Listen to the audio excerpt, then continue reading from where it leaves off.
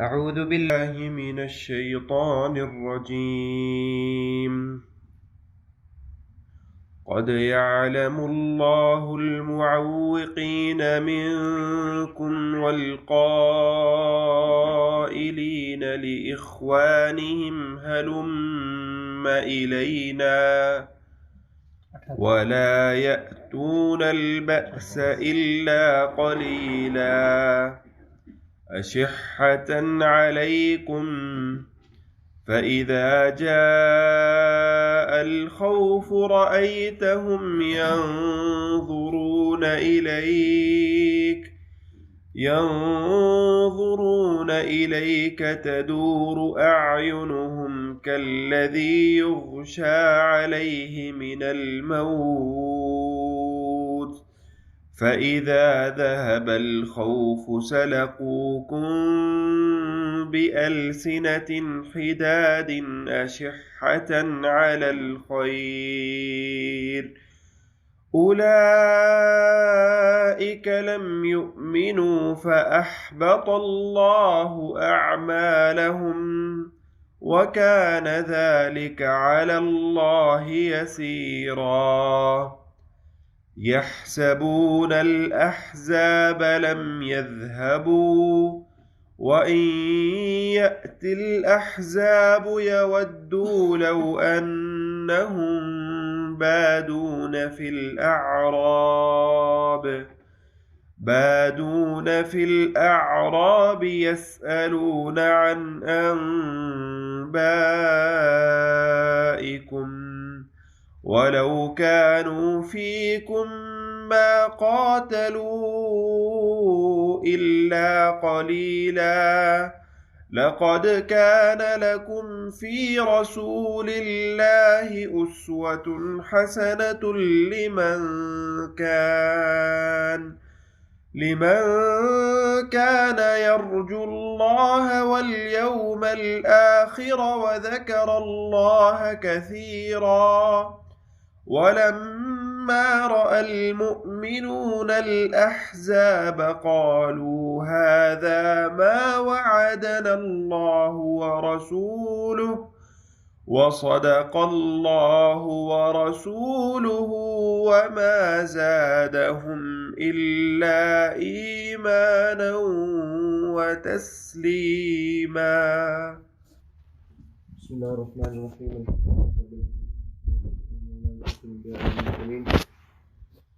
نبينا محمد وعلى آله وصحبه أجمعين. اللهم انفعنا بما علمتنا وعلمنا ما ينفعنا وزدنا علما وعملا وتوفيقا برحمتك يا أرحم الراحمين. رب اشرح لي صدري ويسر لي أمري واحلل عقدة من لساني يفقه قولی. گزشتہ جو آیات ہیں ان کے اندر اللہ تعالیٰ نے جو منافقین تھے ان کے متعلق کچھ باتیں اور کچھ گزارشات تھیں، ان کا تذکرہ کیا اللہ تعالیٰ نے، اور بتلایا کہ کس طرح نبی اکرم صلی اللہ علیہ وسلم کو ان لوگوں کا سامنا کرنا پڑا اور کچھ چیزیں ان لوگوں سے برداشت کرنی پڑی نبی اکرم صلی اللہ علیہ وسلم کو، اور اس کے ساتھ یہ ایک الگ مصیبت تھی۔ اس مصیبت کے ساتھ جو دوسری پریشانی تھی وہ پریشانی یہودیوں کی عہد شکنی تھی، ایک بہت بڑی عہد شکنی تھی یہودیوں کی، جنہوں نے وعدہ خلافی کی نبی اکرم صلی اللہ علیہ وسلم کے ساتھ وعدہ کر لینے کے بعد، اور وہ جو معاہدات کیے تھے، جو امن معاہدے تھے، ان کی وعدہ خلافی کی، اور اس کی وجہ سے ایک خوف و ہراس جو پیدا ہوا اور ایک لوگوں کے دلوں کے اندر پریشانی جو پیدا ہوئی، اس چیز کا تذکرہ ہے۔ اب یہاں پر آگے جو احادیث ہیں، آگے جو آیات ہیں، جن آیات کا اللہ تعالیٰ آگے تذکرہ کر رہے ہیں، وہ ایک طرح سے آپ کہہ لیجئے کہ تبصرہ ہے اللہ تعالیٰ کا منافقین کے متعلق، جو منافقوں نے کیا اور جو منافقین کی خصلتیں ہیں، منافقین کی جو علامات ہیں اور ان کی کیا عادات ہیں، کیا ان کا تعامل ہے، یہ اسی وجہ سے اللہ تعالیٰ نے بیان کیا یہاں پر، یا بیان کر رہے ہیں اللہ تعالیٰ، تاکہ ہم لوگ باخبر رہیں، ہم لوگوں کو اس چیز کا علم ہو کہ فلانا شخص یا فلانا بندہ اس کے اندر کیا کیا چیزیں ہیں، کیا کیا معاملات ہیں، اور کیسے کیسی چیزیں ہیں، تو ہم نے اس سے باخبر رہنا ہے، ہمیں کس طرح کا ایمانی نقصان پہنچ سکتا ہے، اور اس کے بعد اس دنیا کے اندر کس طرح کا نقصان اس شخص کے ساتھ پہنچ سکتا ہے۔ تو نبی اکرم آگے اللہ تعالیٰ فرماتے ہیں قد يعلم الله المعوقين منكم والقائلين لإخوانهم هلم إلينا ولا يأتون البأس إلا قليلا۔ قد يعلم الله المعوقين، قد البتہ تحقیق، يعلم جان لیا اللہ تعالیٰ نے، یعلم فعل مضارع ہے، یعنی اس میں فیوچر اور پریزنٹ کا ذکر آتا ہے، مستقبل اور حاضر کا اس کے اندر ذکر ہے، لیکن یہاں پر یہ ماضی کا معنی دے رہا ہے، یہاں پر یعنی جان لیا اللہ تعالیٰ نے، اور اس کا سبب یہ ہے یہاں پر قد آ گیا ہے۔ قد فعل مضارع سے پہلے اگر آ جائے تو وہ ماضی کا معنی دیتا ہے، اس سے مراد یہ ہے کہ بالکل پکی بات ہے، یعنی اس بات کے اندر کوئی شک و شبہ نہیں، جیسے کہ اللہ تعالیٰ نے 18ویں پارے کے اندر اللہ تعالیٰ فرماتے ہیں قد افلح المؤمنون۔ افلح فعل مضارع ہے جس میں حال اور مستقبل کا ذکر آتا ہے، لیکن وہاں پر اللہ تعالیٰ کہہ رہے ہیں کہ کامیاب ہو گئے، یعنی اس سے مراد کیا ہے کہ پکی بات ہے کہ مومن لوگ جو ہیں جن کی وہ صفات ہیں وہ کامیاب ہو گئے۔ تو یہاں پر اللہ تعالیٰ فرماتے ہیں قد یعلم، جان لیا اللہ تعالیٰ نے، یعنی اللہ سے کوئی چیز چھپی نہیں ہے، جو آپ کہہ لیجئے سوچ منافقین کی تھی کہ ہم دھوکہ دے رہے ہیں مسلمانوں کو اور ہمیں جو ہے ہمارا کسی کو علم نہیں ہے، تو اس چیز کا اللہ تعالیٰ تذکرہ کر رہے ہیں کہ قد یعلم اللہ، اللہ تعالیٰ جانتے ہیں۔ کن کو اللہ تعالیٰ جانتے ہیں؟ المعوقین، معوق کہتے ہیں رکاوٹ کو، معوقین جو رکاوٹ ڈالنے والے ہیں جنگ کے معاملات میں یا مسلمانوں کے معاملات میں، جو رکاوٹ ڈالنے والے ہیں، منکم تم میں سے، یعنی جو منافقین ہیں، مومنین کے اندر جو منافقین تھے، تو تم میں سے جو لوگ رکاوٹ ڈالنے والے ہیں دین کے معاملات میں، جہاد کے معاملات میں، تبلیغ کے معاملات کے اندر جو لوگ رکاوٹ ڈالتے ہیں ان کو اللہ تعالیٰ جانتے ہیں۔ ایسی بات نہیں کہ اللہ تعالیٰ لا علم ہے، اور یہ چیز کہنے سے اللہ تعالیٰ کا ایک اور مقصد بھی تھا ظاہر کرنا کہ چونکہ اللہ تعالیٰ کا تعلق اور اللہ تعالیٰ کا ایک رابطہ نبی اکرم صلی اللہ علیہ وسلم کے ساتھ تھا جبریل علیہ السلام کے ذریعے، تو اللہ جب جانتے ہیں تو پھر اللہ تعالیٰ تو نبی اکرم صلی اللہ علیہ وسلم کو بتائیں گے کہ یہ لوگ ہیں جو دین کو نقصان پہنچانے والے ہیں، تو ایک طرح سے ان کو باخبر بھی کیا، اور یہ ڈر بھی دل میں بیٹھ گیا کہ اوہو ہمارے بارے میں تو پتہ چل جائے گا، یا پھر یہ بات جو اللہ تعالیٰ کہہ رہے ہیں اس سے مراد یہ لی جا سکتی ہے کہ اب اللہ تعالیٰ نبی کو ہمارے متعلق بتائیں گے کہ کون کون ہیں وہ لوگ اور کیسے کیسے اور کیا کیا چیزیں ہیں۔ اگر نام نہیں لیا، یعنی اگر اللہ تعالیٰ نام نہیں لیں گے تو اللہ تعالیٰ نے جو خصلتیں بتائیں، جو اللہ تعالیٰ نے باتیں بتائیں، اس سے واضح پتہ چل جائے گا کہ کون بندہ منافق ہے اور کون منافق نہیں ہے۔ تو انہی خصلتوں کا ذکر یہاں پر اللہ تعالیٰ کہہ رہے ہیں کہ روڑے اٹکاتے ہیں اور وہ لوگ رکاوٹ پیدا کرتے ہیں دین کے معاملات کے اندر، دین کے عمل میں، دین کے معاملات میں۔ کوئی بھی شخص اگر رکاوٹ پیدا کرے وہ دین کے لیے مخلص نہیں ہو سکتا۔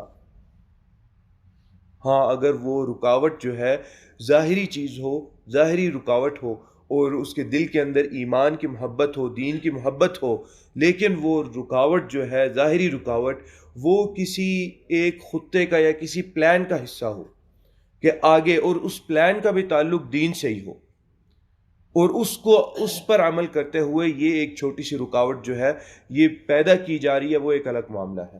لیکن عام طور پر ہر معاملے کے اندر رکاوٹ پیدا کرنا نہیں، یہ کیوں ہے، یہ کس طرح ہے، کس لیے ہے، تم لوگ ہر چیز میں دین کو لے آتے ہو، اس طرح کے معاملات یہ نفاق کی علامت ہے۔ اس طرح کی بات کرنا نفاق کی علامت ہے کہ انسان کے اندر نفاق پیدا ہو رہا ہے۔ اس شخص کو ہم یہ نہیں کہنا شروع کرنے ہیں کہ بھئی تم منافق ہو، منافق نہیں کہا جائے گا، لیکن اس کو نفاق الاصغر کہا جاتا ہے۔ وہ شخص جس کے اندر جو نبی اکرم صلی اللہ علیہ وسلم نے یا قرآن کے اندر اللہ تعالیٰ نے جو علامات بتائی ہیں منافق کی، ان علامات میں سے ایک یا دو علامتیں اس شخص کے اندر موجود ہوں، وہ ایسا ہے جیسے اس کے اندر نفاق اصغر ہے۔ نفاق اکبر تو وہ کفر تک لے جاتا ہے، بلکہ وہ انسان کو کافر بنا دیتا ہے، ملت اسلام سے خارج کر، لیکن نفاق اصغر جو ہے ملت اسلام سے خارج نہیں کرتا، لیکن انسان کے اندر وہ نفاق پیدا ہونا شروع ہو جائے تو وہ نفاق اکبر کی طرف ہی لے کر جاتا ہے۔ تو جو لوگ رکاوٹ پیدا کرتے ہیں تم میں سے، اللہ تعالیٰ ان کو جانتے ہیں۔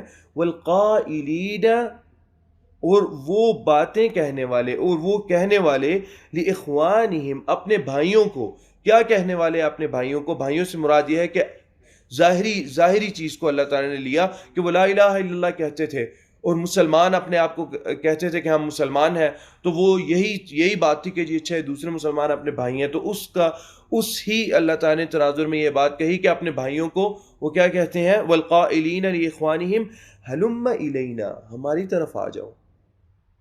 مراد کیا ہے؟ وہ جنگ سے بلاتے تھے، ادھر آ جاؤ، وہاں پہ کوئی فائدہ نہیں ہے.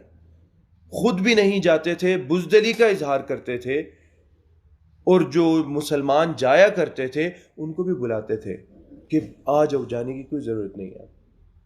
یا جو لوگ وہاں پر ہیں، دیکھ لو معاملات سخت ہیں اور معاملات بڑے مشکل ہیں، تمہیں تو وعدے کیے ہوئے تھے اللہ تعالیٰ نے، اور وہ وعدے کہاں پہ آئے؟ کیا اس چیز کے وعدے کیے ہوئے تھے؟ جیسے ہم نے پچھلی آیات میں پڑھا، اسی چیز کا تذکرہ تھا کہ وہ لوگ کہتے ہیں کہ یہ وعدے کیے ہوئے تھے ہم لوگوں سے، ہم سے تو وعدے کیے ہوئے تھے کہ تم لوگوں کو بڑے بڑے مراتب اور رتبے ملیں گے اور تم لوگوں کو اونچائیاں ملیں گی، یہ وعدے کیے ہوئے تھے. یہ یہاں پہ تو ذلت اور رسوائی کے سوا اور کوئی بات نہیں ہے. تو اس طرح کی بات وہ دوسرے مسلمانوں کو بھی کہا کرتے کہ آ جاؤ ہماری طرف، وہاں رہنے کی اور رکنے کی ضرورت نہیں ہے. دیکھیں وہی بات ہے کہ دین اور اسلام کے لیے قربانی کا جو جذبہ ہے، یا انسان دین اور اسلام کے لیے قربانی کرے، اس کا صلہ یہ نہیں ہوگا کہ بھئی ہمیں اس دنیا میں ہی ملنا چاہیے. اس کا صلہ ضروری نہیں ہے کہ اس کا صلہ اس دنیا میں ملے، اور اگر نہ ملے تو بھئی یہ کیا وعدے ہم سے کیے ہوئے تھے؟ اللہ تعالیٰ نے جھوٹے وعدے کیے ہوئے تھے، اور اللہ تعالیٰ نے نعوذ باللہ نبی اکرم صلی اللہ علیہ وسلم نے دھوکہ دیا ہم لوگوں کو. اس طرح کی بات سے انسان اپنا ذہن بالکل دور رکھے، اور یقین اصل ہمارے دل کے اندر یہ بات ہو کہ ہمیں ان چیزوں کا اجر قیامت کے دن ملے گا. اگر یہ چیز ذہن میں ہوگی تو یہ نفاق کی ایک علامت ہے. اور یہی چیز منافق وہاں پر غزوہ احزاب میں کر رہے تھے مسلمانوں کے ساتھ. ما وعدنا اللہ ورسولہ الا غرورا، سوائے دھوکے کے تمہارے ساتھ جو وعدہ اللہ اور اس کے رسول نے کیا ہے وہ کچھ بھی نہیں ہے. اور یہاں پر کیا اللہ تعالیٰ کہہ رہے ہیں کہ وہ بلاتے تھے کہ آ جاؤ، واپس آ جاؤ، کوئی ضرورت نہیں ہے. یہ بھی تو بات ہم نے پڑھی کہ وہ اجازت مانگا کرتے تھے، نبی اکرم صلی اللہ علیہ وسلم اجازت دے دیتے تھے، ٹھیک ہے جاؤ. اور کہا کرتے تھے کہ جی ہم بیوتنا عورہ وما ہی بعورہ، ہمارے گھر جو ہیں وہ بنا کسی محافظ کے ہیں، خطرے میں ہے ہمارے گھر، تو ہمیں آپ صلی اللہ علیہ وسلم جانے دیجیے. جا کر وہ دوسرے مسلمانوں کو بھی کہتے کہ بھئی آ جاؤ، کوئی فائدہ نہیں ہے، وہاں سے واپس آؤ. ولا يأتون البأس الا قلیلا، ولا يأتون اور نہیں وہ لوگ آتے، البأس، بأس سے مراد لڑائی ہے، جنگ ہے، جنگ جدال، یعنی اللہ تعالیٰ کے لیے جنگ اور لڑائی، اور اللہ تعالیٰ کے لیے جو اللہ تعالیٰ کی راہ میں لڑنا، اس میں وہ حصہ نہیں لیتے. الا قلیلا، سوائے بہت تھوڑا حصہ لینے کے، یعنی وہ بس ظاہر کرنے کے لیے کہ بھئی دیکھو ہم بھی ہیں، ہم بھی مسلمان ہیں. اصل میں ایمان کا اظہار منافقین نے اسی لیے کیا تھا. جو عبداللہ بن ابی تھا، جو سردار تھا منافقین کا، یہی بات تھی نا، وہ بڑا عزت والا شخص تھا اور بڑا اس کا احترام تھا اور بڑی قدر و قیمت تھی مدینہ کے اندر. جب نبی اکرم صلی اللہ علیہ وسلم آ گئے، اسلام بڑھنا شروع ہوا، اسلام پھلنا پھولنا شروع ہو گیا مدینہ کے اندر، تو اپنے آپ لوگوں نے نبی اکرم صلی اللہ علیہ وسلم کو اختیار کر لیا امامت کے لیے کہ آپ صلی اللہ علیہ وسلم آپ ہمارے امام ہوں گے، آپ ہمارے اب معاملات دیکھیں، تمام چیزیں ہم آپ کی طرف لوٹاتے ہیں. تو وہ تکلیف تھی کہ بھئی اب اس کو خراب کیا جائے، اس کو ختم کیا جائے. تو وہ لوگ جو تھے ایمان جب لائے تو یہی بات تھی کہ اچھا نماز روزے رکھنے ہیں، ٹھیک ہے وہ رکھ لیں گے ہم ان کے ساتھ مل کے، لیکن اپنا جو ارادہ ہے اسلام اور دین کو توڑنے کا، اس کو ہم برقرار رکھیں گے. لیکن جب بات ان کے ذہن میں شاید یہ بات نہ تھی، کیونکہ جہاد ویسے ہی مکی زندگی میں فرض ہی نہیں کیا اللہ تعالیٰ نے. جب مدینہ میں آئے تو اللہ تعالیٰ نے جہاد کے مسائل نازل کرنا شروع کر دیے، جہاد کے مسائل، جہاد کے معاملات اللہ تعالیٰ نے ڈسکس کرنا شروع کر دیے. اسی لیے تو غزوہ بدر جو ہوا وہ دفاعی جنگ نہیں تھی. اس جنگ کے اندر جو ہے وہ ہجوم کیا گیا کفار کی طرف. جو صحابہ کرام تھے ان کو خبر ملی کہ ایک قافلہ آ رہا ہے شام سے کفار قریش کا، تو اس کی طرف وہ جو مسلمان تھے ان لوگوں نے اٹیک کیا، وہ لوگ اس کی طرف لڑنے کے لیے گئے. وہ بات یہی ہے کہ جہاد کے مسائل جو تھے اللہ تعالیٰ نے نازل کر دیے تھے، اور یہاں پر پھر منافقین آ کر پھنس گئے. ان کو وہی بات ہے کہ اللہ تعالیٰ نے جانچنا تو تھا, اللہ تعالیٰ نے پہچاننا تھا کہ کون کیسے کرتا ہے, کون صحیح ایمان والا ہے, اور کون صرف بس اپنے منہ سے ایمان کا ذکر کرتا ہے, صرف الفاظ میں دعویٰ کرتا ہے ایمان کا کہ اس کے دل میں ایمان ہے.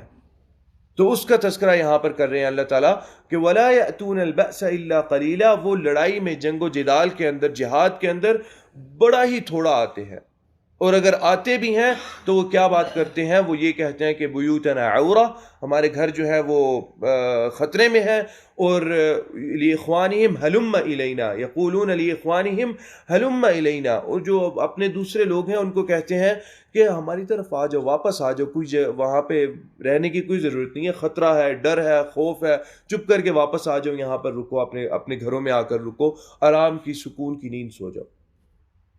آگے اللہ تعالیٰ فرماتے ہیں اشحۃ علیکم, پھر وہی بات ہے کہ یہ منافقین کی خصلتیں ہیں جن کا ذکر کر رہے ہیں.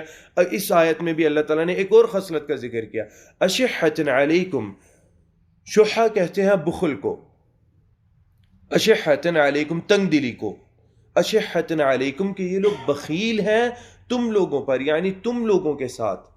تم لوگوں کے ساتھ مراد یہ ہے کہ خرچ کرنے کے معاملے میں, اور جو جنگ و جدال کا, جہاد کا معاملہ, نبی اکرم صلی اللہ علیہ وسلم بلاتے, کہتے کہ جی مدد کے لیے لائی جائے چیزیں, جو بندہ جتنی مدد کر سکتا ہے وہ مدد کرے, تو اشحۃ علیکم یہ بخل کا اظہار کرتے, یہ تنگ دلی کا اظہار کرتے. تم لوگوں کے ساتھ محبت میں بھی یہ تنگ دلی کا اظہار کرتے, اور تم لوگوں کے ساتھ ویسے بھی مالی مدد کرنے میں بھی تنگ دلی کا اظہار کرتے. اشحۃ علیکم, شح اصل میں کہا جاتا ہے ایسی چیز, ایسی شخص کو کہا جاتا ہے, یا عربی لغت کے اندر اس کا معنی یہ ہے کہ جو شخص نکالتے ہوئے تو بہت تنگ دل ہو, سخت تنگ دل ہو, لیکن کوئی بھی چیز جمع کرنے میں بہت اس کے دل کے اندر چاہت ہو, وہ بڑی شدت کے ساتھ اس کو جمع کرے اس چیز کو, لیکن جب اس کو نکالنے کے لیے کہا جائے, خرچ کرنے کے لیے کہا جائے, تو اس سے وہ چیز نہ ہو پائے, اس کو شحیح کہتے ہیں. تو اللہ تعالیٰ نے وہ لفظ اختیار کیا کہ جمع کرنے کی شدید چاہت, لیکن خرچ کرنا بالکل ان کے دل کے اندر نہیں تھا. ان کے ہاتھوں سے ان کا مال و متاع, ان کے دلوں کے اندر تمہاری محبت, تمہارے لیے محبت بالکل نہیں نکلتی تھی. اشحۃ علیکم, وہ بخیل ہیں تم لوگوں کے ساتھ.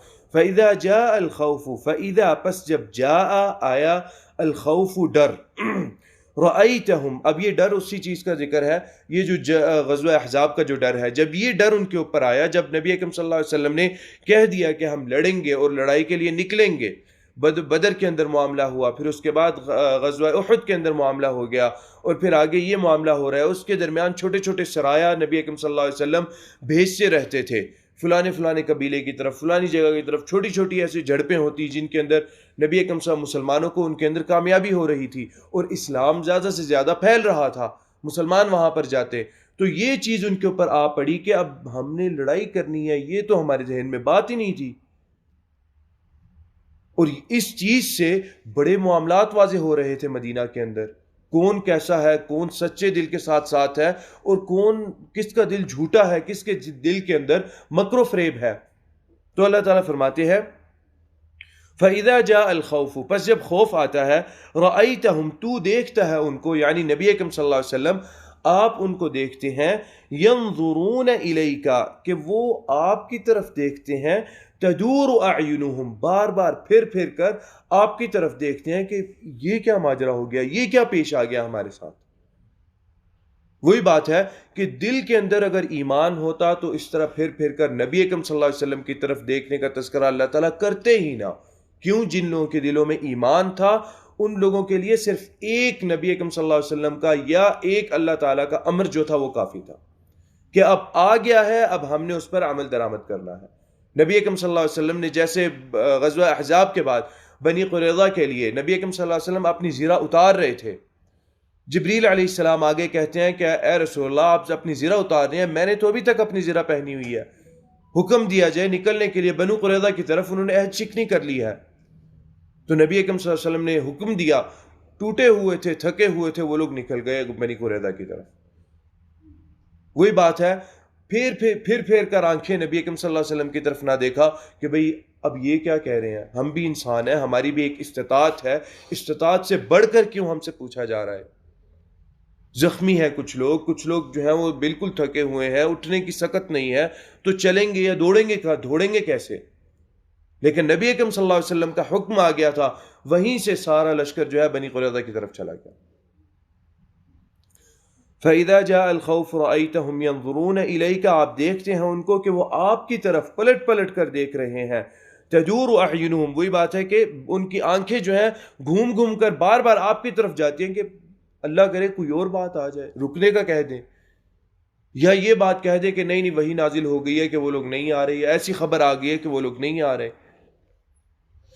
لیکن اللہ تعالیٰ نے تو پہچاننا ہوتا ہے، اللہ تعالیٰ نے تو جاننا ہوتا ہے، اور وہی معاملہ چل رہا تھا پہچاننے اور جاننے کا کہ کون کتنا مخلص ہے اللہ کے لیے اور نبی اکرم صلی اللہ علیہ وسلم کے لیے، کون کتنا قربان کر سکتا ہے اسلام کے لیے اور ایمان کے لیے، جس کی اللہ تعالیٰ طلب کرتے ہیں کون کتنا دے سکتا ہے۔ بات یہ نہیں ہے کہ اللہ تعالیٰ کو حاجت ہے، اللہ تعالیٰ ہم سے غنی ہے، اس طلب کا فائدہ بھی ہمیں ہی ہے۔ اگر طلب اللہ تعالیٰ کرتے ہیں تو اس کا فائدہ بھی اللہ تعالیٰ واپس ہمیں ہی لوٹا دیتے ہیں۔ فائدہ اپنے لیے اللہ تعالیٰ نے رکھ کے کرنا کیا ہے؟ تَجُورُ أَعْيُنُهُمْ كَالَّذِي يُغْشَى عَلَيْهِ مِنَ الْمَوْتِ، ان کی آنکھیں ایسے گھوم گھوم کر نبی اکرم صلی اللہ علیہ وسلم کی طرف دیکھتے ہیں وہ لوگ، جیسے کہ ان پر ابھی غشی طاری ہو جائے گی، جیسے بے ہوشی انسان کے اوپر طاری ہوتی ہے، آنکھیں گھوم کے انسان کے اوپر کی طرف چلی جاتی ہیں، اس طرح اللہ تعالیٰ مثال پیش کر رہے ہیں کہ جیسے کہ ان کے اوپر غشی طاری ہو گئی ہے، علیہ من الموت، موت کی غشی طاری ہو گئی ہے ان پر، یعنی موت جیسے قریب آ جاتی ہے انسان کے اوپر اور انسان بار بار بے ہوش ہوتا ہے، اٹھتا ہے اور پھر بے ہوش ہوتا ہے، ایک خوف ہوتا ہے، تکلیف دل کے اندر ہوتی ہے، پورا جسم تکلیف میں ہوتا ہے۔ اس چیز کا ذکر اللہ تعالیٰ کریں کہ صرف جنگ کا معاملہ دیکھ کر ان کی حالت ایسے ہو جاتی ہے جیسے مردے کی حالت ہوتی ہے۔ یہ بات اللہ تعالیٰ ہمیں کیوں بار بار بتا رہے ہیں؟ کس لیے اللہ تعالیٰ یہ باتیں ہمیں بتا رہے ہیں؟ یہ ہر آیت کے اندر اس طرح کی خصلت اور اس طرح کی چیز کا ذکر کیا جا رہا ہے تاکہ ہم لوگ دیکھ سکیں اپنے آپ کو کہ کہیں ہمارے اندر اس طرح کی چیز تو نہیں۔ اگر ہمارے اندر ایسی چیز ہے تو ہم اللہ تعالیٰ سے توبہ استغفار کریں، رجوع اللہ کریں اور طلب کریں اللہ تعالیٰ سے کہ اللہ تعالیٰ ان ایسے لوگوں کے ساتھ ہمیں نہ اٹھانا۔ شاید اگر ایمان ہمارا کمزور ہے تو اللہ تعالیٰ ایسے لوگوں کے ساتھ نہ اٹھانا، کیونکہ محبت ہمیں ابو بکر اور عمر اور عثمان سے ہے رضی اللہ عنہ۔ اس چیز کا تذکرہ اسی لیے ہو رہا ہے کہ ہم سیکھیں کہ ہم نے کس طرح اپنی تربیت کرنی ہے۔ یہاں پر ایک طرح سے اللہ تعالیٰ یہ خصلتیں بتا کر یہ بھی کہہ رہے ہیں کہ اے مومنوں مسلمانوں اپنی تربیت کرو اس کے مطابق۔ صحابی تھے، نبی اکرم صلی اللہ علیہ وسلم فرماتے ہیں کہ میں نے قرآن کو دیکھنا شروع کیا اور میں نے قرآن کے اندر آیت پڑھی کہ یہ تم لوگ اور تم لوگوں میں سے ہر بندے کا اس کے اندر ذکر ہے۔ کہتے ہیں مجھے تعجب ہوا کہ قرآن یہ کہہ رہا ہے کہ تم لوگوں میں سے ہر آدمی کا تذکرہ ہے اس کے اندر، تو قرآن کے اندر ڈھونڈنا شروع کر دیا کہ میرا تذکرہ کن لوگوں کے اندر ہے۔ کہاں میرا تذکرہ مومنین کے متعلق پڑھا، اللہ تعالیٰ سے قریب لوگوں کے متعلق پڑھا، پھر جن پر اللہ تعالیٰ کا عذاب نازل ہوگا ان کے متعلق پڑھا، ان کے بارے میں بھی پڑھ کے کہتے ہیں کہ نہیں انشاءاللہ میں ان لوگوں میں تو نہیں ہوں۔ تو کیا ہم لوگوں نے اپنی نظریں اس طرح قرآن پر ڈالی ہیں کہ ہمارا تذکرہ کن لوگوں کے اندر ہے؟ ہمیں کہاں پر اللہ تعالیٰ نے ذکر کیا یا ہم کن لوگوں کے اندر آتے ہیں؟ آگے اللہ تعالیٰ فرماتے ہیں اولئک لم یؤمنوا فاذا ذهب الخوف، پس جب خوف چلا جاتا ہے، خوف و ہراس چلا جاتا ہے، سلقوکم بألسنۃ حداد، سلقوکم وہ آپ کا استقبال کرتے ہیں، بألسنۃ حداد اپنی تیز زبانوں کے ساتھ، اپنی الفاظ کی بلاغت کے ساتھ وہ آپ کا استقبال کرتے ہیں، یہ دکھانے کے لیے کہ بھئی نہیں تو ہم تو دیکھو آپ لوگوں کے ساتھ ہیں۔ خوف چلے جانے سے مراد یہی ہے کہ یا تو خوف ویسے ٹل جاتا ہے یا اللہ تعالیٰ جنگ میں جہاد میں اللہ تعالیٰ کامیابی نصیب فرماتے ہیں، اور جب کامیابی نصیب ہوتی ہے تب منافق کا دل ہوتا ہے کہ اچھا اب میں ظاہر کروں کہ میں تو بڑا شدت سے تم لوگوں کے ساتھ ہوں اور جو مال غنیمت ہے وہاں پہ اب وہ مجھے ملے. اشحتن، میں نے آپ کو بولا تھا شحتن کا مطلب کیا ہے، نکالتے ہوئے تنگ دل ہوتا ہے، اور جمع کرتے ہوئے بڑے اس کے دل کے اندر حرص ہوتی ہے کہ میں جمع کروں. تو اس لیے جیسے ہی مال غنیمت کا تذکرہ آنے لگتا تب منافق جو ہیں وہ آ جاتے کہ بھئی دیکھو ہم لوگ بھی تم لوگوں کے ساتھ تھے. غزوہ احد کے اندر یہ بات ہوئی نا، اور پھر دوسرے غزوات ہیں ان کے اندر بھی اس طرح کی بات ہوئی کہ منافق واپس نکلے، لیکن جب مسلمانوں کو اللہ تعالیٰ نے کامیابی نصیب فرمائی تو مال غنیمت لینے آ گئی، یہ کہنے کے لیے کہ دیکھو ہم لوگ تو ساتھ ہیں تمہارے. مفسرین نے اس چیز کی اس آیت کے اس حصے کی ایک اور انداز سے تفسیر کی ہے، اور وہ فرماتے ہیں کہ سلقوکم بألسنۃ حداد، کہ وہ بڑی شدت سے احسان جتلاتے تھے کہ دیکھو ہم بھی کتنے قوی مومن ہیں، تو دو ہمیں جو تم لوگوں کے پاس مال غنیمت آیا ہے.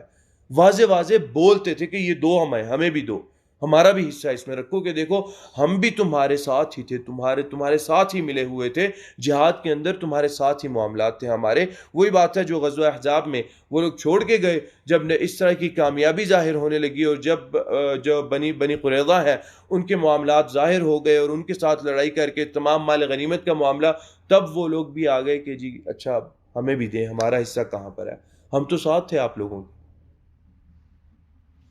اس طرح کے منافق دل آدمی کے ساتھ اور اس طرح کے دو چہرے والے آدمی سے بالکل تعلق نہ رکھا جائے، اور کیونکہ وہ آپ کے ایمان اور اسلام کے لیے بھی خطرہ ہے وہ شخص. جیسے کہ نبی اکرم صلی اللہ علیہ وسلم کو ان لوگوں نے دھوکہ دیا، ہر جگہ ان لوگوں نے دھوکہ دیا نبی اکرم صلی اللہ علیہ وسلم کو، اسی طرح منافقین نے اسی طرح آپ لوگوں کے لیے بھی، آپ لوگوں کی زندگی کے اندر وہ لوگ خطرہ ہیں. فَإِذَا ذَهَبَ الْخَوْفُ، جب خوف چلا جاتا ہے، سَلَقُوكُمْ بِأَلْسِنَةٍ حِدَادٍ، وہ آپ کا استقبال کرتے ہیں بڑی بلاغت کے ساتھ. أَشِحَّةً عَلَى الْخَيْرِ، آگے اللہ تعالیٰ ان کے متعلق پھر ایک اور تبصرہ کر رہے ہیں کہ أَشِحَّةً عَلَى الْخَيْرِ، کہ خیر کے معاملات میں بھی وہ بڑے بخیل ہیں. اس آیت کے شروع میں اللہ نے کہا کہ وہ تمہارے ساتھ بخیل ہیں، اے مومنو تمہارے ساتھ ان کا بخل ہے، دل کی تنگی ہے. یہاں پر اللہ تعالیٰ آیت کے آخر میں فرما رہے ہیں کہ اشحۃ علی الخیر، خیر کے تمام معاملات میں ان کے دل تنگ ہے.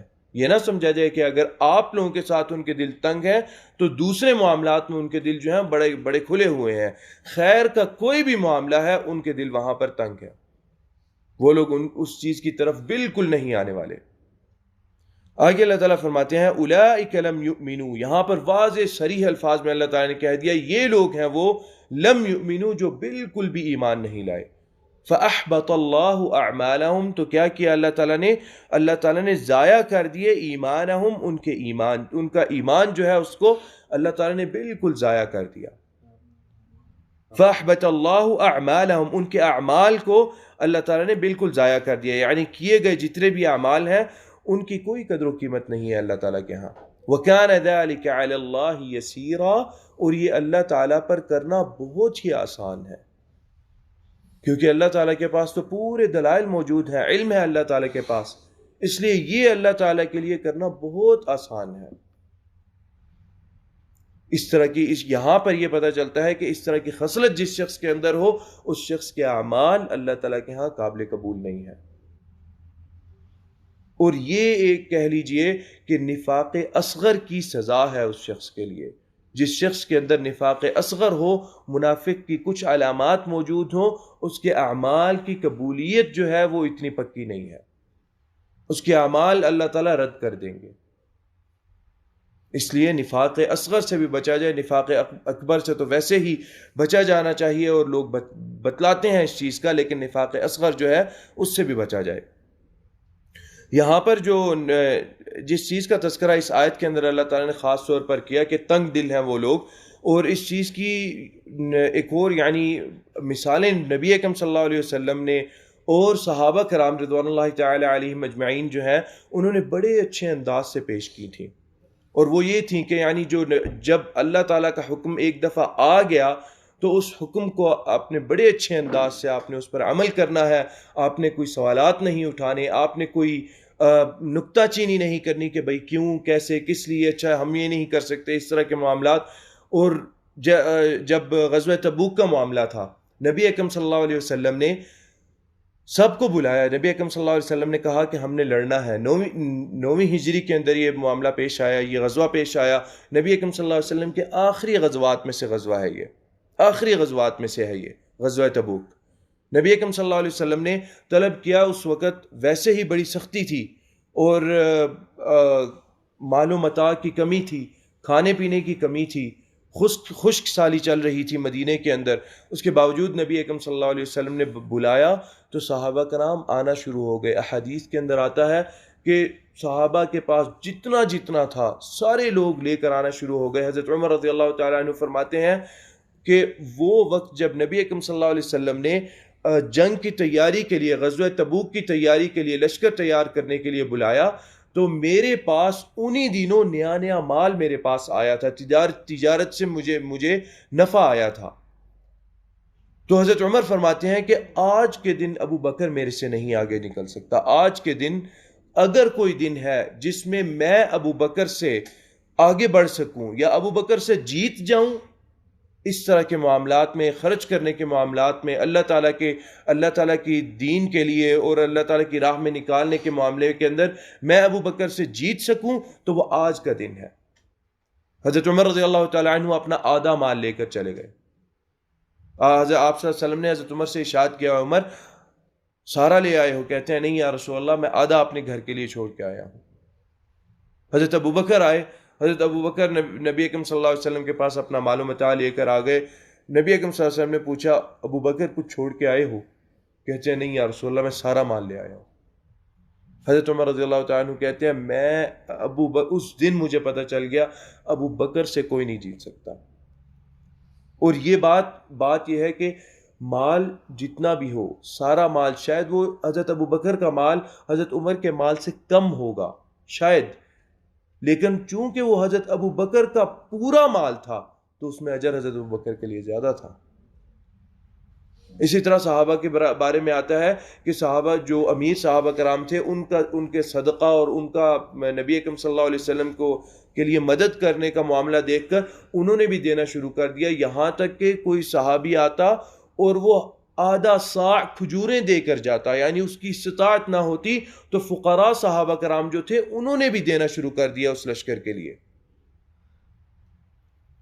حضرت ابو عقیل رضی اللہ تعالیٰ عنہ آتے ہیں کہ صحابی فرماتے ہیں کہ ابو عقیل آئے نبی اکرم صلی اللہ علیہ وسلم کے پاس اور آ کر صرف آدھا صاع کھجور دے کر گئے. آدھا صاع آپ یہ سمجھ لیجئے تقریباً کلو 1.5 کلو کھجور نبی اکرم صلی اللہ علیہ وسلم کو دے کر گئے کہ آپ صلی اللہ علیہ وسلم یہ ہے میرے پاس, یہ اور اس سے زیادہ نہیں دے سکتا. اور پھر صحابہ کہتے ہیں کہ ابو عقیل سے کم بھی لوگ آئے جو اس سے کم بھی دے کر گئے, اور نبی اکرم صلی اللہ علیہ وسلم نے اس کو قبول کیا. اور یہ کس وجہ سے تھا؟ یہ اس وجہ سے تھا جو صحابہ نے اب مال نکالنا شروع کیا, اس کو دیکھ کر تمام لوگ آگے بڑھے اور سب نے مدد کرنا شروع کی. یہاں تک کہ بات حضرت عثمان رضی اللہ تعالیٰ عنہ تک آئی. صرف ایک دفعہ نبی اکرم صلی اللہ علیہ وسلم نے کہا, اور آپ صلی اللہ علیہ وسلم نے یہ بات بھی کہی کہ من جہز جیش العسرۃ فلہ الجنہ, جس نے جیش العسرہ تبوک کے موقع پر لشکر کی مدد کی اور پورے لشکر کو تیار کیا, فلہ الجنہ, تو اس کے لیے جنت ہے. اور یہ بات پھر حضرت عثمان کے حق میں آئی کہ حضرت عثمان تھے جنہوں نے جیش العسرہ کو تیار کیا تھا. غزوہ تبوک کے اندر پورے لشکر کو جس شخص نے تیار کیا تھا وہ حضرت عثمان رضی اللہ تعالی عنہ تھے. بات جب حضرت عثمان پر آئی تو حضرت عثمان رضی اللہ تعالی عنہ 300 اونٹ لے کر آ گئے, بھرے ہوئے اسلحے کے ساتھ اور کھانے پینے کی چیزوں کے ساتھ. اور کہا جاتا ہے کہ حضرت عثمان ان تمام چیزوں کے ساتھ 1000 دینار لے کر آ گئے. دینار سونے کا سکہ 1000 دینار لے کر آ گئے نبی اکرم صلی اللہ علیہ وسلم کے پاس. آپ صلی اللہ علیہ وسلم نے وہ مال و متاع دیکھ کر آپ صلی اللہ علیہ وسلم اتنا خوش ہوئے کہ آپ صلی اللہ علیہ وسلم نے حضرت عثمان کو بشارت دی جنت کی. اور آپ صلی اللہ علیہ وسلم نے یہ کہا کہ ما ضر عثمان ما عمل بعد اليوم, کہ آج کے بعد عثمان نے جو کیا عثمان کو کوئی چیز نقصان نہیں پہنچائے گی. جو عثمان کرے اس کو کسی چیز کا نقصان نہیں ہے آج کے بعد. یہ بہت بڑی بشارت ہے حضرت عثمان رضی اللہ تعالیٰ عنہ کے لیے. اور سوچیں اس کے بعد بشارت حضرت عثمان کے لیے خاص طور پہ جنت کی بشارت بھی تھی نبی اکرم صلی اللہ علیہ وسلم سے. آپ نے تو واضح الفاظ میں کہا ابو بکر فی الجنہ، عمر فی الجنہ، عثمان فی الجنہ. اور یہی لوگ تھے جو اتنا روتے اتنا ڈرتے اللہ تعالیٰ سے کہ ہم پتہ نہیں کامیاب ہوتے ہیں کہ نہیں ہوتے، ہمارا معاملہ پتہ نہیں کن لوگوں کے ساتھ ہوگا، ہمارے اعمال قابل قبول ہیں بھی کہ نہیں. ایسے عثمان جنہوں نے ایسے ایسے معاملات کیے، یعنی بشارت تھی، واضح بشارت تھی کہ جس نے جیش العسرہ کو تیار کیا فلہ الجنہ، اس کے لیے جنت ہے. اور یہاں یہ تمام چیزیں واپس لوٹ کر آتی ہیں کہ بنا امتحان کے اللہ تعالیٰ چھوڑتے نہیں ہیں. امتحان اللہ تعالیٰ ضرور لیتے ہیں. امتحان تو نبی صلی اللہ علیہ وسلم کا لیا. مفسرین رحمہ اللہ نے لکھا کہ اس پورے غزوہ احزاب کے اندر جس شخص پر سب سے شدید معاملات تھے جس شخص کے ساتھ، وہ نبی اکرم صلی اللہ علیہ وسلم تھے، کیونکہ نبی اکرم صلی اللہ علیہ وسلم خود سپہ سالار بنے. سپہ سالار بننے کے لیے بہت قوت اور بہت حکمت کی ضرورت ہوتی ہے، اور سپہ سالار جو شخص بنتا ہے اس کو اس چیز کا علم ہوتا ہے کہ تمام پریشانیاں اور مصیبتیں ان کو میں نے حل کرنا ہے. نبی اکرم صلی اللہ علیہ وسلم کو بہت سارے مسائل کا سامنا تھا، لیکن ان تمام کے بعد نبی اکرم صلی اللہ علیہ وسلم اس پر ثابت قدم رہے. بالکل اللہ تعالیٰ کا جو حکم تھا اور جو جہاد کا معاملہ سامنے آ گیا تھا اس پر بالکل نبی اکرم صلی اللہ علیہ وسلم ثابت قدم رہے، بالکل وہاں سے ڈگمگائے نہیں، کیونکہ آپ صلی اللہ علیہ وسلم سپہ سالار تھے. آپ صلی اللہ علیہ وسلم کسی چیز کا اظہار کرتے تو تمام صحابہ کرام جو تھے وہ لوگ ہل جاتے وہاں پر. اللہ تعالیٰ نے تو ویسے ہی کہہ دیا وَزُلْزِلُوا زِلْزَالًا شَدِيدًا، وہ تو ویسے ہی ہلا دیے گئے تھے، جھنجھوڑ دیے گئے تھے، شدید جھنجھوڑ دینا غزوہ احزاب کے معاملے میں. تو نبی اکرم صلی اللہ علیہ وسلم اگر وہاں سے ہل جاتے اور وہاں نبی اکرم صلی اللہ علیہ وسلم کا معاملہ کچھ اس طرح کا ہوتا تو صحابہ کرام تو بالکل ٹوٹ جاتے. لیکن آپ صلی اللہ علیہ وسلم اللہ تعالیٰ کے حکم پر ثابت قدم رہے. یہ وہی بات ہے، واپس منافقین کی بات پر آتی ہے کہ اللہ تعالیٰ کا جب حکم اس طرح کا حکم آیا تو وہ خوف میں آپ صلی اللہ علیہ وسلم کو دیکھنا شروع ہو گئے کہ یہ کیا ماجرا ہوا، یہ کس طرح کا حکم آ گیا. حالانکہ اس طرح کے احکامات اس سے پہلے نازل ہوتے رہے. اس سے پہلے مکہ کے اندر صحابہ کرام رضوان اللہ علیہم پر جتنی سختیاں آتی رہیں، ان سختیوں کے باوجود وہ ثابت قدم رہے دین پر اور ایمان پر اور اسلام پر. چھوڑا نہیں انہوں نے، اللہ تعالیٰ کے متعلق کوئی بدگمانی کا اظہار نہیں کیا ان لوگوں نے. آگے اللہ تعالیٰ فرماتے ہیں یحسبون الاحزاب لم يذهبوا. اب یہاں پر دیکھیں خوف کی اتنی شدت ہے، اتنے سخت کمزور لوگ، اتنی شدت ہے خوف کی کہ ابھی بھی وہ لوگ جو وہاں سے چلے گئے ہیں، یحسبون، اللہ تعالیٰ فرماتے ہیں وہ گمان کرتے ہیں، الاحزاب، ان گروہوں کے متعلق، اس لشکر کے متعلق، لم يذهبوا، کہ وہ ابھی تک گئے نہیں ہے. یعنی اتنا شدید ڈر، اتنا خوف، اتنے بزدل کہ ہیلوسینیشن ہو رہی ہے کہ ابھی تک وہ لوگ گئے نہیں. خوابوں میں بھی لشکر نظر آ رہا ہے. صحابہ کرام نے بتا دیا کہ اللہ کے وہاں پر موسم کی خرابی کی وجہ سے اللہ تعالیٰ کا عذاب ایک طرح سے آیا، اور وہاں پر وہ لوگ چلے گئے اور انہوں نے اعلان کیا النفیر النفیر، اپنے اپنے قبیلے کو جمع کر کے نکلو یہاں سے، چلو، یہ اب یہاں پر ہمارے لیے کوئی جگہ نہیں ہے. اس کے باوجود اتنا شدید ڈر تھا، اتنے بزدل لوگ تھے کہ ابھی تک کہہ رہے ہیں کہ اب نہیں گئے نہیں، یہ مسلمان ہمیں دھوکہ دے رہے ہیں، مسلمان جو ہے وہ بس ہمیں جھوٹی بات بتا رہے ہیں، وہ لوگ ابھی تک گئے نہیں، یہ لوگ چاہتے ہیں کہ واپس ہم لوگ ان کے لشکر میں آئیں. اتنا شدید ڈر تھا. اور یہ ڈر، یہ اس طرح کا ڈر نفاق کی علامت ہے، نفاق کی خصلت ہے.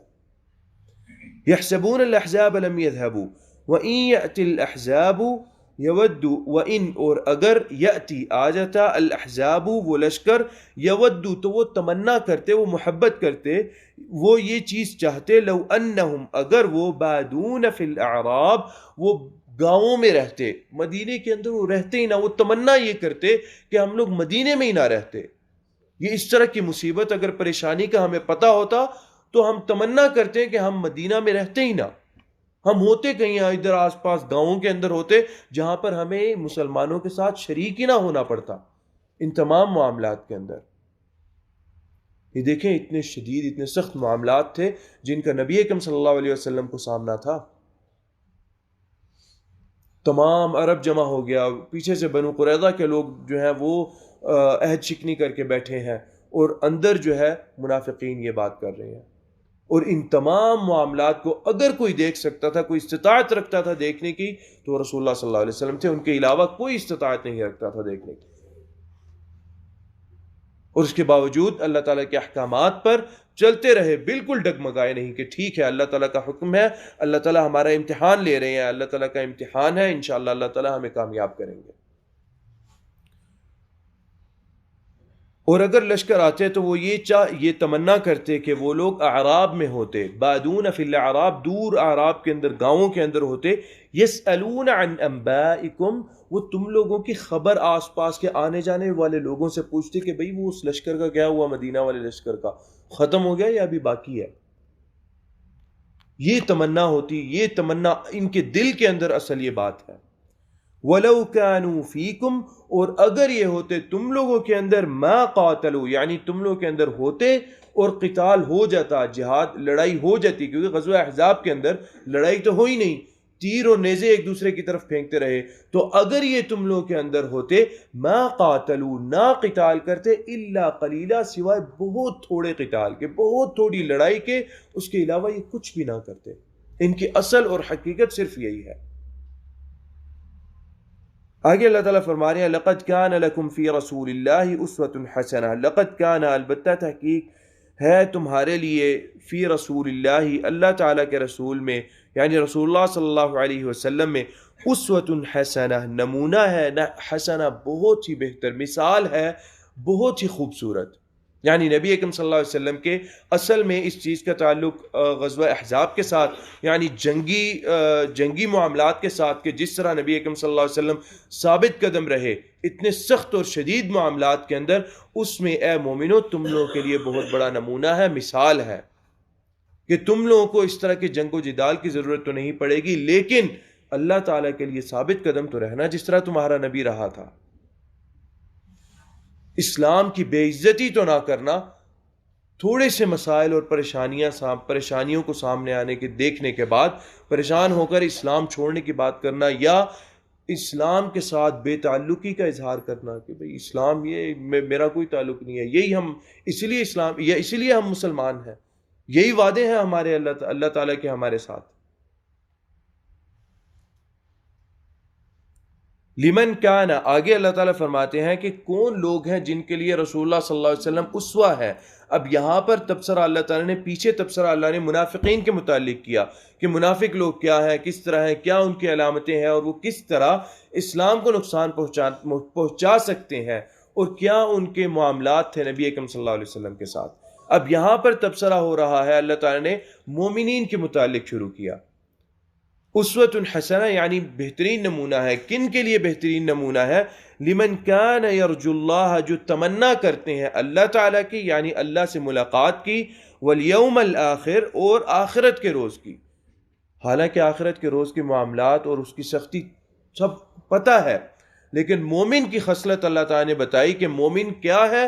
مومن وہ ہے جو اللہ تعالیٰ سے ملاقات کی تمنا رکھتا ہے، یوم آخرت کی تمنا رکھتا ہے۔ لمن کان یرجو اللہ والیوم الآخر وذکر اللہ کثیرا، تین صفات ہیں، اللہ تعالیٰ سے ملنے کی تمنا، یوم آخرت کی اور وہاں پر اجر کی تمنا یوم آخرت پہ، اور اس کے بعد وذکر اللہ کثیرا، کثرت کے ساتھ اللہ تعالیٰ کو یاد کرنا۔ ان لوگوں کے لیے نبی اکرم صلی اللہ علیہ وسلم اسوہ اور نمونہ ہے۔ اگر کوئی شخص آپ کو یہ بات کہ اچھا وہ تو رسول اللہ تھے، سمجھ لیں کہ ان خصلتوں میں سے اس کے اندر کوئی خصلت نہیں ہے، کیونکہ اگر وہ نبی اکرم صلی اللہ علیہ وسلم کو اپنے لیے نمونہ نہیں سمجھتا تو اس کا مطلب وہ اللہ تعالیٰ کی سائد کے اندر، یعنی وہی بات ہے کہ اس کے اندر یہ صفات نہیں ہے۔ اللہ نے بتا دیا کہ رسول اللہ نمونہ کس کے لیے ہے؟ نمونہ اس کے لیے ہے جو اللہ سے محبت کرتا ہے اور ملاقات کی امید کرتا ہے، جو یوم آخرت میں جانے کی اور وہاں پر اجر و ثواب کی امید کرتا ہے، اور اللہ تعالیٰ کو یاد کرتا ہے۔ اگر کوئی شخص یہ بات کہا کہ وہ تو اللہ کے رسول تھے اور ان کا معاملہ مختلف تھا اور فلانا، نہیں، پھر اللہ تعالیٰ نے یہ کہا ہی کیوں کہ رسول اللہ تمہارے لیے نمونہ ہے، مثال ہے، ان کو دیکھ کر چلو جس طرح انہوں نے اپنی زندگی کے اندر معاملات کیے۔ اور پھر جنگی معاملات کے اندر بھی، چونکہ اس کا تعلق غزوہ احزاب اور جنگ کی آیات کے ساتھ ہے، تو جنگی معاملات میں بھی لقد کان لکم فی رسول اللہ اسوۃ، کہ وہ نمونہ ہے۔ جنگی معاملات اگر ہیں تو ان میں بھی آپ صلی اللہ علیہ وسلم کے معاملات کو پہلے دیکھو کہ آپ نے کس طرح معاملات کیے۔ معاہدے کرنے ہیں لوگوں کے ساتھ تو یہ دیکھ لو کہ نبی اکرم صلی اللہ علیہ وسلم نے کیسے معاہدے کیے، نبی اکرم صلی اللہ علیہ وسلم نے کس طرح امن معاہدے لوگوں کے ساتھ کیے۔ اگر آپ لوگوں نے امن معاہدے کرنے ہیں تو اللہ تعالیٰ کا رسول تمہارے لیے نمونہ ہے، دیکھ لو کہ اللہ کے رسول نے کس طرح معاہدے کیے۔ اگر علم نہیں ہے تو علماء کے پاس جا کر پوچھ لو کہ فلانا فلانا معاہدہ ہے، فلانی فلانی چیز ہے، کس طرح کرنا ہے، کیا کرنا ہے۔ وَلَمَّا رَأَى الْمُؤْمِنُونَ الْأَحْزَابَ، وَلَمَّا اور جب رَأَى دیکھا الْمُؤْمِنُونَ الْأَحْزَابَ مومنوں نے احزاب ان گروہوں کو، ان لشکر کو، یعنی یہ احزاب کی بات وہی بات ہے کہ پیچھے منافقین کا معاملہ کیا تھا، وہ لوگ ڈر گئے اور ان کے معاملات اس طرح تھے کہ واپس بھاگنا چاہا، اور ان بیوتنا عورا، ہمارے گھر جو ہیں وہ تو خطرے میں پڑے ہوئے ہیں یا رسول اللہ، ہمیں واپس جانے کی اجازت دیں۔ مومنوں کا کیا معاملہ تھا؟ جب رأى المؤمنون الاحزاب، جب انہوں نے لشکروں کو دیکھا، قالوا تو وہ کہتے ہیں، قالوا کہا انہوں نے، ھذا یہ ہے، ما وعدنا اللہ جو وعدہ کیا ہم سے اللہ تعالیٰ نے۔ وہ لوگ کون ہیں؟ وہ لوگ یہ کہتے ہیں کہ ما وعدنا اللہ ورسولہ الا غرورا، دھوکہ ہے جو وعدہ اللہ اور اس کے رسول نے کیا تم لوگوں کے ساتھ۔ مومن کیا ہے؟ وہ کہتے ہیں کہ یہ جو لوگ ہیں یا یہ جو چیز ہم جس کو دیکھ رہے ہیں یہ ہے وہ وعدہ جو اللہ تعالیٰ نے اور اس کے رسول نے ہم سے کیا۔ اب یہاں پر کیا کس چیز کی طرف اشارہ ہے؟ یعنی اللہ تعالیٰ نے تو وعدہ جنت کا کیا اور اللہ تعالیٰ نے وعدہ نعمتوں کا اور اجر و ثواب کا کیا، تو یہاں پر تو یہ ایک بڑا لشکر ہے، تو مومن یہ کیوں کہہ رہے تھے کہ اس بڑے لشکر کا وعدہ اللہ تعالیٰ نے ہم سے کیا؟ ایسا لشکر جو مسلمانوں کو بالکل ختم کر دے، جو مدینے کی آبادی سے، پوری مدینے کی آبادی سے بھی زیادہ لشکر تھا، 8 سے 9 ہزار آبادی مدینے کی تھی، اور جو کفار کا لشکر تھا غزوہ احزاب میں 10,000 کا لشکر تھا کفار کا، تو پورے مدینے کی آبادی سے بھی کم، مدینے کی آبادی سے بھی زیادہ لشکر۔ تو مسلمان اور مومن جو ہے وہ اس لشکر کو دیکھ کر یہ کہہ رہے ہیں کہ یہ ہے جس کا وعدہ اللہ تعالیٰ نے ہم سے کیا۔ یہ اشارہ اس چیز کی طرف، یعنی صحابہ کرام اس آیت کی طرف، قرآن میں اس آیت کی طرف اشارہ کر رہے تھے جس کا ذکر اللہ تعالیٰ نے جس کا ذکر اللہ تعالیٰ نے فرمایا۔ اللہ فرماتے ہیں ام حسبتم، کیا تم لوگوں نے گمان کیا ہے، ان تدخلوا الجنت، کیا تم لوگ داخل ہو جاؤ گے جنت میں، ولما یأتکم مثل الذین خلو من قبلکم، اور تم لوگوں کے پاس کوئی ایسی چیز نہیں آئے گی جیسی تم لوگوں سے پہلے لوگوں پر آئی، یعنی کوئی ایسا امتحان تم لوگوں پر نہیں آئے گا جیسا امتحان تم لوگوں سے پہلے لوگوں پر آیا۔ کیا امتحان آیا تم لوگوں سے پہلے جو لوگ تھے ان پر؟ مستهم البأساء والضراء وزلزلوا حتى يقول الرسول والذين آمنوا معه متى نصر اللہ، یعنی اتنی سختی اور اتنی پریشانی ان کو آئی، اتنی شدت ان کے اوپر آئی، یہاں تک کہ انہوں نے اپنے رسول سے کہا، یقول الرسول والذین آمنوا، یعنی رسول نے کہا اور جو ایمان لانے والے ہیں انہوں نے کہا متی نصر اللہ، اللہ تعالیٰ کی مدد کب آئے گی؟ تو مومن اس لشکر کو تو دیکھ کے خوش ہوئے کہ یہ تو امتحان ہے اللہ تعالیٰ کا، اور امتحان جو ہے اللہ تعالیٰ اپنے محبوب بندے کا لیتے ہیں۔ تو مومن لوگوں کا معاملہ تو یہ تھا، منافقین کے بالکل برعکس، جنہوں نے یہ کہا کہ یہ اللہ کا ہم سے وعدہ ہے، اور منافق کہتے تھے کہ اللہ اور اس کے رسول کا وعدہ جو ہے وہ دھوکہ ہے تم لوگوں سے، انہوں نے تو ہمیں کہا تھا کہ جی کیسر و کسرا کے خزانے ملیں گے تم لوگوں کو، اور تم لوگ دنیا کو جو ہے دنیا پر حکومت کرو گے، اور تم لوگ پوری دنیا ڈرے گی تم لوگوں سے۔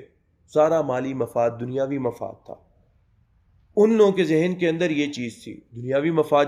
جیسے انہوں نے سنا کہ یہ چیز ملے گی، واہ بھائی واہ، یہ تو اچھے لوگ ہیں، جڑ جاؤ ان کے ساتھ۔ لیکن جیسے ہی پتا چلا کہ اوہو اس سے پہلے تو امتحان بھی ہوگا، تو باتیں کرنا شروع کر دی، تو جھوٹ بولا ان لوگوں نے ہمارے ساتھ، جھوٹے لوگ ہیں یہ لوگ۔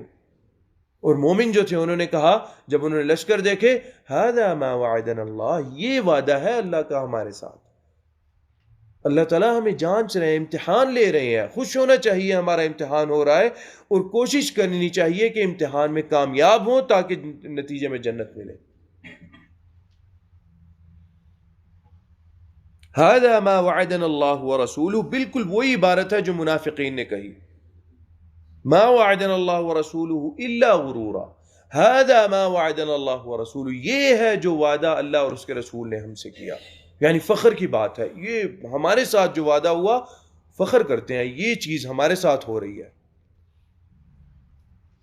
وصدق اللہ ورسولہ، اور آگے فوراً تعریف کر دی اللہ تعالیٰ کی اور اس کے رسول کی، صدقہ، اور سچی بات کہی اللہ نے اور اس کے رسول نے، جو وعدہ کیا وہ وعدہ اللہ نے پورا کیا اور سچی بات کہی ہے، اس کے بعد اس سے بالکل عکس بات ہے جو انہوں نے کہا کہ وعدہ کیا اور جھوٹ بولا۔ مومنین کہتے ہیں کہ وعدہ کیا اور سچی بات کہی، ہو نہیں سکتا کہ اللہ تعالیٰ جھوٹ بولیں کبھی۔ وصدق اللہ ورسولہ، سچا وعدہ کیا اللہ نے، سچ کہا اللہ نے اور اس کے رسول نے۔ وما زادہم الا ایمانا وتسلیما، اور نہیں زیادہ ہوا ان کا الا سوائے اس کے کہ ایمان زیادہ ہونے کے، وہ تسلیمہ اور فرما برداری زیادہ ہونے کے۔ یہاں پر اس طرح کی مصیبت اور پریشانی کو دیکھ کر مومنوں کا معاملہ کیا تھا کہ ان کا ایمان زیادہ ہوا، ان کی فرما برداری زیادہ ہوئی کہ اچھا یہی تو ہے جس کا وعدہ تھا ہم سے۔ اور منافق کیا تھے؟ ان کا اندر سے جو تھا زنگ وہ نکل آیا ہوا اور سارا ظاہر ہو گیا ان کا۔ بالکل بالکل الٹ معاملہ مسلمانوں کے، بالکل برعکس مسلمانوں کے ان کا معاملہ رہا، واضح کر دیے۔ اور یہاں پر یہی ہے، اللہ تعالیٰ یہ باتیں بتا رہے ہیں تاکہ ہم اپنے اندر دیکھ سکیں کہ یہ ہمارا معاملہ یہ ہے کہ ما وعد اللہ ورسولہ الا غرورا والے لوگوں والا معاملہ ہے کہ اللہ اور اس کے رسول نے جو وعدہ کیا وہ دھوکا تھا، یا ہمارا معاملہ ھذا ما وعدنا اللہ ورسولہ وصدق اللہ ورسولہ والے لوگوں والا معاملہ ہے، جو صحابہ کرام نے کیا۔ جس طرح صحابہ کرام نے اپنے آپ کو جھکا لیا اسلام کے سامنے، نبی اکرم صلی اللہ علیہ وسلم کے سامنے۔ غزوہ تبوک کے اندر ہی ایک صحابی ہیں، فقراء صحابہ کے اندر ان کا ذکر آتا ہے، علبہ یا غلبہ بن زید بن حارث، کچھ اس طرح کر کے نام تھا ان کا۔ جب فقراء نے بھی صدقہ کرنا شروع کر دیا، جب فقراء نے بھی امراء صحابہ کو دیکھا اور ان کے دل کے اندر چاہت ہوئی کہ اب ہم بھی کریں، اتنا زیادہ دے رہے ہیں اب ہم بھی کچھ دیں، تو یہ اتنے فقیر صحابی تھے، کہتے ہیں ان کے پاس کچھ بھی نہیں تھا، انہوں نے وعدہ کیا، انہوں نے اپنی نفس کا وعدہ کر دیا کہ میں اپنے نفس کو صدقہ کرتا ہوں اس لشکر کے لیے۔ رسول اللہ صلی اللہ علیہ وسلم کو بات پہنچی، حضرت ابن عباس رضی اللہ تعالیٰ عنہ فرماتے ہیں، کہتے ہیں کہ رسول اللہ صلی اللہ علیہ وسلم کو بات پتہ چلی تو آپ صلی اللہ علیہ وسلم نے اس سے فرمایا، آپ صلی اللہ علیہ وسلم نے فرمایا این المتصدق بعرضہ، اپنی جان کا صدقہ کرنے والا کہاں ہے؟ وہ سنا ہے میں نے کسی بندے نے اپنی جان کا بھی صدقہ کر دیا ہے، اس کے پاس کچھ بھی نہیں تھا، تو اس نے کہا کہ میں اپنی جان کو صدقہ کرتا ہوں مسلمانوں اور مومنین کے لیے، تو این المتصدق بعرضہ، تو وہ صحابی کھڑے ہوئے، علبہ نام ہے ان صحابی کا، وہ کھڑے ہوئے، فقال رسول اللہ صلی اللہ علیہ وسلم، جب آپ صلی اللہ علیہ وسلم نے ان صحابی کو دیکھا آپ نے کہا ابشر، بشارت ہے تمہارے لیے، میں تمہیں بشارت دیتا ہوں، فوالذی نفسی بیدہ، اس ذات کی قسم جس کے ہاتھ میں میری جان ہے، لقد کتبت فی الزکاۃ المتقبلۃ، کہ تمہارا صدقہ اللہ تعالیٰ کے مقبول ترین صدقے کے اندر لکھ دیا گیا ہے۔